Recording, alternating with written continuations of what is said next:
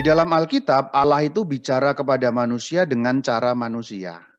Maksudnya cara manusia itu apa? Bahasa manusia, budaya manusia, dan hal-hal duniawi lainnya yang dipahami oleh manusia. Maksudnya bahasa dalam Alkitab itu terikat ruang dan waktu. Ruang berarti tempat-tempat yang khusus, waktu ya berarti masa-masa tertentu. Misalnya ada pepatah, ada peribahasa, ada gaya bahasa, itu sangat terikat dengan kebudayaan tertentu, yaitu kebudayaan Timur Tengah. Maka kadang-kadang dalam Alkitab ada beberapa hal yang kita nggak langsung paham, karena yang dipakai adalah budaya Timur Tengah. Tapi yang jelas Alkitab itu berisi wahyu Allah. Wahyu Allah yang dibungkus dengan bahasa manusia. Jadi itu sebenarnya Alkitab itu begitu. Dan yang paling penting adalah membaca Alkitab atau menafsirkan Alkitab dengan 3 kriteria ini. Yang pertama memperhatikan isi dan kesatuan seluruh Alkitab. Yang kedua membaca Alkitab dalam terang tradisi. Yang ketiga memperhatikan analogi iman. Maksudnya apa? Nomor 1, memperhatikan isi dan kesatuan seluruh Alkitab itu begini maksudnya. Tadi seperti sudah Romo sampaikan, Alkitab itu banyak kitabnya. Kitabnya berbeda-beda, ada kitab Kejadian, Keluaran, kitab Nabi Yesaya, kitab Sirah, kitab Mazmur, sampai ke Perjanjian Baru, kitab-kitab Injil, sampai kitab Wahyu, surat-surat juga. Itu macam-macam.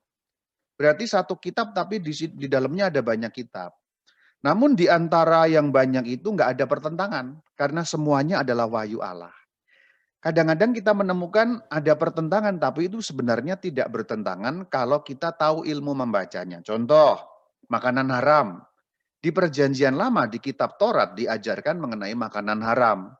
Tapi di Perjanjian Baru diajarkan bahwa tidak ada makanan haram. Ini kan kayak bertentangan, tapi sebenarnya tidak bertentangan. Yang terjadi adalah ada perkembangan pewahyuan. Isi dan kesatuan itu maksudnya itu.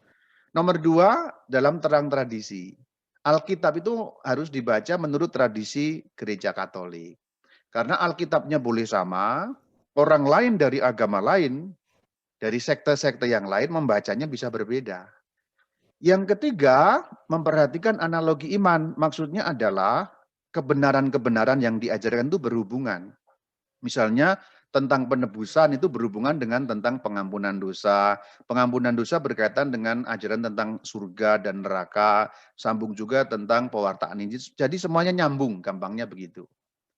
Nah ini ceritanya mengenai wahyu Allah yang sampai kepada kita. Landasannya ini dulu kita harus tahu juga. Dalam Gereja Katolik, wahyu Allah itu bentuknya ada 2, yaitu bentuk lisan dan bentuk tertulis.